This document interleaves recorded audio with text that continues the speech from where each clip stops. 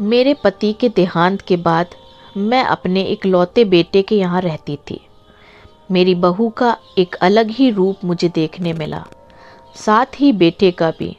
दोनों के मन में क्या है मैं अच्छे से जानती हूँ। वो चाहते हैं कि मैं वृद्धाश्रम चली जाऊँ। उनके जाने के बाद मुझे ये सब देखना और सुनना पड़ेगा, इसका मुझे अंदाज़ा भी नहीं था। पर मैं मन मान कर अपने बेटे और बहू की बातें सुनकर भी यहाँ रहती हूँ, क्योंकि मुझे मेरे पोते और पोती दिखाई देते हैं। उनकी झलक पर पाकर मुझे सुकून मिलता है। घर के बाहर एक टीन की झोपड़ी में रहती हूँ। मेरी बहू को कोई दिक्कत नहीं हो, इसलिए मैं घर के बाहर रहती हूँ। बेटे ने थोड़ी मेहरबानी की है तो ऊपर टीन की चादर लगवा दी है। समय समय पर थोड़ा राशन दे देता है तो मैं अपना बनाकर खा लेती हूँ। मैंने अपने बेटे को कह दिया है कि मेरी वजह से उन दोनों को कोई प्रॉब्लम नहीं होगी, बस मुझे यहीं रहने दें, इसी घर में मुझे मर जाने दें। मैं बस यही चाहती हूँ। मैं अपने आप को खुशकिस्मत समझती हूँ कि मेरे बेटे और बहू कम से कम मेरे लिए इतना तो कर रहे हैं। मेरा बेटा सुबह 9 बजे नौकरी पे जाता है और बच्चे भी उसी समय स्कूल जाते हैं। फिर शाम को 6 बजे मेरा बेटा वापस आता है और बच्चे 3 बजे आते हैं। उन्हें आते जाते निकलते देख मुझे बड़ा सुकून मिलता है। मेरे पति के दोस्त जब कई दिनों बाद मेरे घर आए, वो मेरे पति के दोस्त थे। उनकी पत्नी का भी स्वर्गवास हो गया था। उस समय पर वो हमारे घर पर आया करते थे। उनसे हमारे अच्छे रिश्ते थे। उनका घर हमारे घर से थोड़ी दूरी पे था। पैरों में समस्या हो गई थी, ठीक से चल भी नहीं पाते थे। वो बड़े दिनों बाद मेरे यहाँ आए। मुझे उन्हें देखकर अच्छा लगा। उनका हाल भी मेरी तरह ही था। बच्चे अब उनसे भी परेशान थे। आकर मेरे पास अपना दुखड़ा रोते थे और उन दिनों को याद करते थे। बुढ़ापा हम जैसों को बहुत रुलाता है। उनकी पत्नी का स्वर्गवास हो गया था और उन्हें चलने उठने में समस्या थी, इसलिए वो तो अपना खाना भी नहीं खा पाते थे।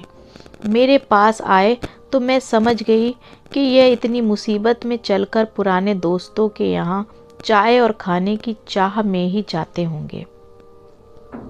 उनकी भी अपनी मजबूरी थी। वो आए तो मैंने उनके लिए खाना बनाया और उन्हें खिलाया। मना कर रहे थे नहीं खाना, लेकिन मुझे पता था कि उनको भूख लगी है। बहू ने खाना नहीं दिया। मेरी बहू ने मुझे और उन्हें खाना खाते देख लिया है। वो कुछ भी ना बोली, ऐसे ही वो यहाँ 2-3 बार आए। जब भी वो आते मैं उन्हें खाना खिलाती। फिर उनके जाने के बाद जब मेरा बेटा आया तो बहू कहती है कि तुम्हारी माँ पता नहीं किस किस को आजकल बुलाकर खाना खिलाती है। बड़ी मुश्किल से कमाया जाता है और यह लुटाने में लगी है। इनका राशन बंद करो, कुछ दिन भूखी रहेगी तो अक्ल ठिकाने आएगी। मैंने कहा कि मैं अपने हिस्से का उन्हें खिलाती हूँ। तुम्हारे पिता के पुराने मित्र हैं। फिर भी बहू का उल्टा सीधा बोलना शुरू रहा। घर के बाहर रहकर इनको आज़ादी मिल गई है, पता नहीं क्या क्या करती हैं। बेटा भी बोला कि कुछ दिन भूखा ही रहने दो इन्हें। मुझे मेरे बेटे ने घर के पीछे सीढ़ी के पास ले जाकर बिठा दिया। कहा कि अब यहीं बैठो।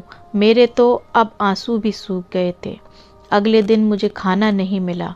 मेरे टीन के उस छोटे से कमरे को बहू ने तोड़ दिया। तब मुझे लगा कि अब मैं गलत कर रही हूँ। एक दिन पूरा भूखा रहने के बाद मैंने सोचा कि मैं गलत कर रही हूँ।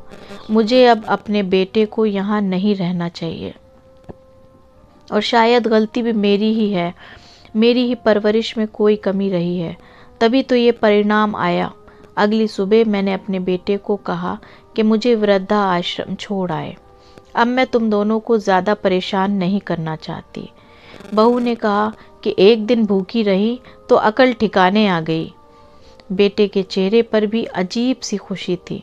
जल्दी से तैयार हो गया मुझे छोड़ने के लिए।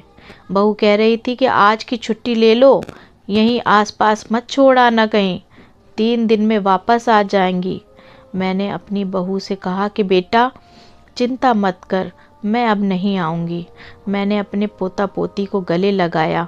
मुझे पता था कि अब मिलना नहीं हो पाएगा। बेटे को भी चाहती थी कि एक बार जी भर के गले लगा लूं, लेकिन वो बोला चलो जल्दी करो। मैंने बहू को कहा कि बेटी अपना ध्यान रखना, और मेरा बेटा मुझे छोड़ आया। वहाँ आकर मैंने देखा कि मेरी तरह कई हैं, थोड़े दिन उदास रहते हैं, फिर सच को स्वीकार कर लेते हैं। मैं अब यहाँ खुश हूँ, कुछ काम भी करती हूँ। मैं चाहती हूँ कि ऐसा कहूँ कि ऐसा किसी के साथ ना हो, लेकिन ऐसा कब किसके साथ हो जाए कोई बता नहीं सकता। लेकिन माँ बाप को ऐसे समय के लिए भी तैयार रहना चाहिए। बस बच्चों को पालकर बड़ा कर दो, उनसे कुछ उम्मीद मत रखो।